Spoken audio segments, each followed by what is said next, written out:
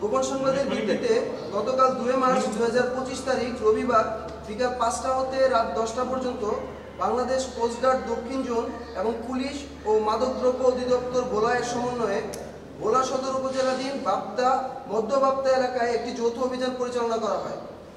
অভিযান পরিচালনাকালে উক্ত এলাকায় তল্লাশি করে 2টি দেশীয় আগ্নেয়াস্ত্র, 2 রাউন্ড তাজা কার্তুজ এবং একটি দেশীয় অস্ত্র সহ একজনকে আটক করা হয়।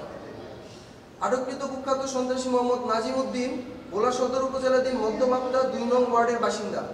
জব্দকৃত সকল আলামত সহ আটককৃত আসামির পরবর্তী আইনানুগ ব্যবস্থা গ্রহণের নিমিত্তে ভোলা মডেল থানায় হস্তান্তরের কার্যক্রম প্রক্রিয়াধীন রয়েছে।